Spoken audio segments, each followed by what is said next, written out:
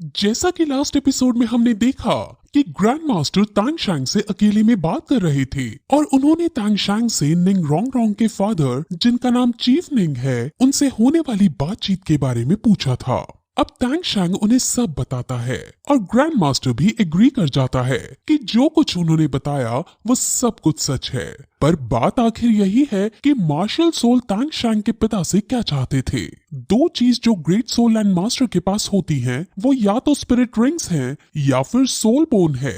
Spirit rings तो हम किसी की छीन नहीं सकते, लेकिन शायद वो सोल बोन छीनने आए थे। लेकिन अगर वो सच में सोल बोन छीनने आए होते तो वो छीन लेते, क्योंकि सोल बोन छीनने के लिए सामने वाले को मारने की जरूरत नहीं होती। मार्शल सोल तो मारने के लिए आए थे। वो ऐसे ही और एनालिसिस करता है, लेकिन उन्हें कुछ समझ नहीं आता, क्योंकि इसका असली जवाब तो सिर्फ मार्शल सोल और तांग शैंग के पिता को ही पता हो सकता है। अब तभी वहां निंग रोंग रोंग आ जाती है, जो अपने पापा से हार्ट सेपरेशन कंट्रोल की टेक्निक ले आई थी। और चीफ निंग, जो निंग रोंग रोंग के फादर हैं, उन्होंने तांग शैंग को इसको सीखने की इजाजत दे दी थी। वहीं अब सब बच्चे टूर्नामेंट के अंदर आते हैं और वो अपने अपने रूम्स में होते हैं और वहां उनकी यूनिफॉर्म चेंज कर दी जाती है। उनकी यूनिफॉर्म अब बहुत अच्छी बन चुकी थी और अब उनकी यूनिफॉर्म की वजह से उनका मजाक नहीं उड़ने वाला है और ये देखकर सब बहुत खुश होते हैं। लेकिन तभी वहां ग्रैंड मास्टर और बाकी टीचर्स आते हैं, जो उन्हें उनकी अगली ओपोनेंट टीम के बारे में बताते हैं। इनकी ओपोनेंट टीम का नाम एलिफेंट आर्मर टीम है और ये बेस्ट डिफेंसिव टीम है जो इस टाइम इस कॉन्टिनेंट पर प्रेजेंट है। अब ग्रैंड मास्टर उनसे 3 में से एक ऑप्शन चुनने को कहते हैं। या तो तांग शैंग की टीम हार मान ले, क्योंकि अगर वो इसको खेलेगी तो इस फाइट की वजह से तांग शैंग और बाकी सब कमजोर पड़ जाएंगे और वो आगे की मैचेस में अच्छा परफॉर्म नहीं कर पाएंगे। दूसरा चॉइस ये कि तांग शैंग की टीम खेले और अपनी पूरी ताकत लगाए, लेकिन इस मैच को जीतने की प्रोबेबिलिटी सिर्फ 1% है। तीसरी चॉइस ये कि वो इस मैच को खेले, लेकिन सिर्फ शक्तिशाली योद्धा ही मैच में जाए। अब इस बात से दीन थोड़ा उदास हो जाता है, क्योंकि अगर वो नहीं खेलेंगे तो उनकी स्पॉन्सरशिप छिन जाएगी। और इस बात को सुनकर अरलोंग उससे काफी गुस्सा होती है। अब सब बच्चे डिस्कस करते हैं और ये डिसाइड करते हैं कि वो इस मैच को लड़ेंगे, क्योंकि इस टूर्नामेंट में सिर्फ उन्हें हार या जीत ही नहीं मिलेगी, उन्हें यहाँ से सीखने को बहुत कुछ मिलेगा। जिसके बाद अब सब प्लानिंग करने लगते हैं कि वो कैसे ओपोनेंट टीम को हरा सकते हैं। अब टूर्नामेंट शुरू होता है और सभी टीम मेंबर्स का इंट्रोडक्शन कराया जाता है। अब टूर्नामेंट में आए हुए चीफ गेस्ट, जिसमें निंग रोंग रोंग के फादर, जिनका नाम चीफ निंग है, वो और उसके फादर हु यान ज़ेन के बारे में बातें करते हैं। हु यान ज़ेन ओपोनेंट टीम यानी एलिफेंट आर्मर्ड स्कूल का मास्टर है और वो यहाँ पर मौजूद है। ये बहुत ज्यादा शक्तिशाली है और इसकी टीम भी बहुत शक्तिशाली है। हु यान ज़ेन मार्शल सोल से ताल्लुक रखता है। अब फिर दोनों टीम्स के टीम मेंबर्स का इंट्रो कराया जाता है और तांग शैंग की टीम से तांग शैंग, मिस्टर दाई, जीवू, कैट गर्ल, ऑस्कर और उनके साथ 2 सबऑर्डिनेट्स भी आए होते हैं। अब उनके बीच फाइट शुरू की जाती है और ओपोनेंट टीम अपने आप को डिफेंस पोजीशन में जमा लेती है और तांग शैंग की टीम की तरफ बढ़ने लगती है। तांग शैंग ने अपनी टीम में मेंबर्स बहुत सोच विचार कर चुने थे, क्योंकि उसने एक मास्टर प्लानिंग बना रखी थी कि वो अपने से ज्यादा ताकतवर टीम को किस तरह से हराएगा। तांग शैंग पहले उन्हें अपनी ब्लू सिल्वर प्लांट से बांधने की कोशिश करता है, लेकिन वो आसानी से उसके चंगुल से निकल जाते हैं।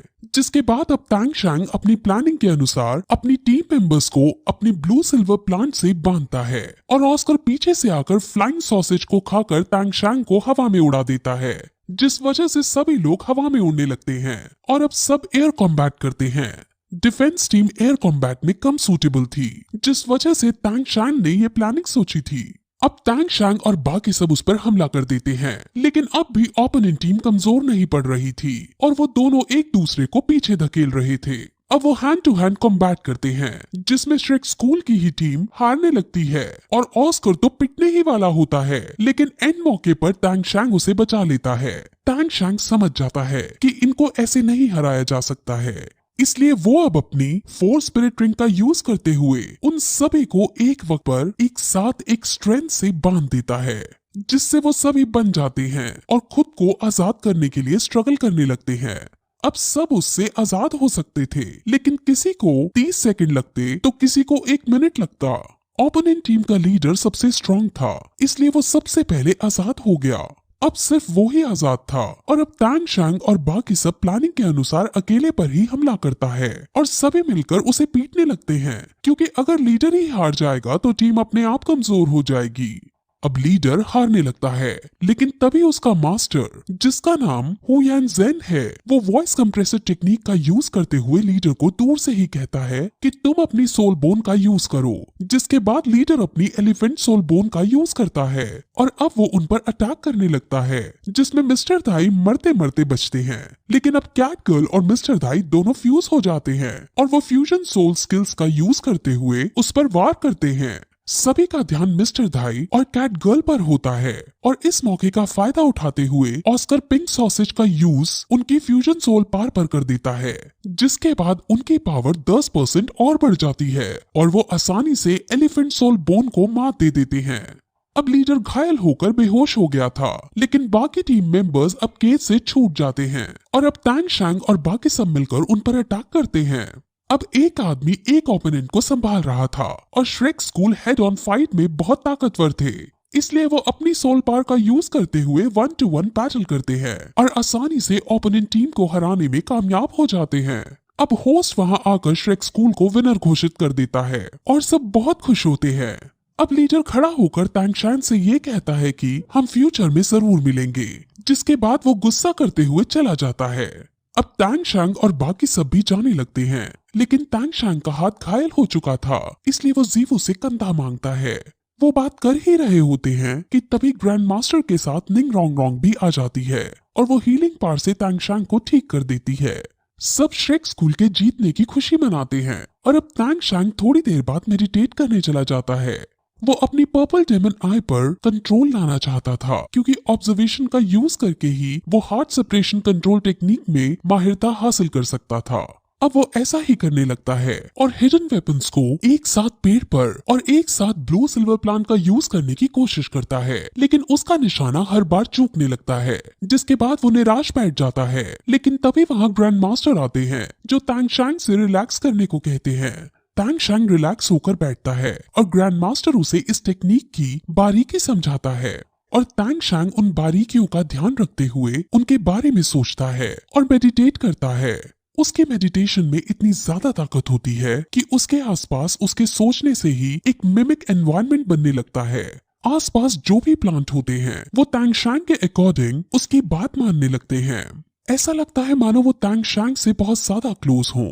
वहाँ आसपास तांग शैंग के अकॉर्डिंग एनवायरनमेंट बन जाता है और आसपास तांग शैंग और उसकी दोस्त की आकृति दिखाई देने लगती है। ये सब देखकर ग्रैंड मास्टर बहुत शॉक होते हैं, क्योंकि मिमिक एनवायरनमेंट क्रिएट तो सिर्फ 71-72 रैंक्स का ही आदमी कर सकता था। अब तांग शैंग अपने माइंड के अंदर ये सब सोच रहा था और तभी वो स्पाइडर वेब का यूज करता है और उसके आसपास कई सारे स्पाइडर आ जाती हैं जो उसको मारने के लिए दौड़ती हैं। अब तांग शैंग को उन स्पाइडर्स को हराना था, क्योंकि उसे ये इल्यूजन्स कंट्रोल करने थे, ना कि खुद को इन इल्यूजन्स के कंट्रोल में लाना था।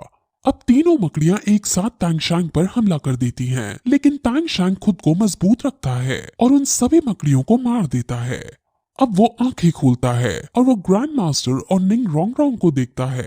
ग्रैंड मास्टर उसकी इस एबिलिटी को देखकर उसकी तारीफ करता है और अब निंग रोंग रोंग उसे उसकी प्रोग्रेस के बारे में पूछती है, जिस पर तांग शैंग उसे अपनी पावर दिखाता है और ये कहकर उनके होश उड़ जाते हैं।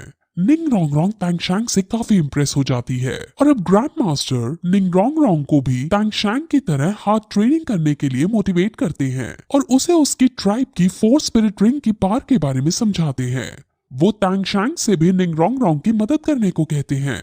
थोड़ी देर बाद फिर हम तांग शैंग और बाकी सबको टूर्नामेंट रूम में देखते हैं और वो सब आपस में एक दूसरे से बातें कर रहे होते हैं कि तभी वहाँ ग्रैंड मास्टर और बाकी सभी टीचर्स आते हैं। ग्रैंड मास्टर उन्हें बताते हैं कि तुम्हारी इन लगातार जीत से काफी लोग इम्प्रेस हो गए हैं और हमारे स्कूल का नाम अब पूरे कॉन्टिनेंट में मशहूर हो चुका है। अब सभी लोग श्रेक स्कूल के फैन हैं और अब फ्यूचर में श्रेक स्कूल के पास कई सारी नई नई अपॉर्चुनिटीज हैं। अब डीन उन सभी को मोटिवेट करते हुए कहता है कि हमें अब आगे भी जीतना है और अपना नाम बनाए रखना है, जिसके बाद ग्रैंड मास्टर अब उनको उनकी अगली ओपोनेंट टीम के बारे में बताते हैं। उनकी ओपोनेंट टीम का नाम लाइटिंग स्कूल है और वो बहुत पावरफुल टीम है। इसलिए ग्रैंड मास्टर अब तांग शैंग और बाकी सभी को सतर्क करता है और सब बाहर जाते हैं और बाहर उन्हें अपने कई सारे फैंस दिखते हैं और रास्ते में उन्हें वही स्कूल दिखता है जिससे सबसे पहले तांग शैंग की टीम की लड़ाई हुई थी और उस स्कूल का लीडर एक इविल स्माइल देता है, जिसके बाद ये एपिसोड यही खत्म हो जाता है।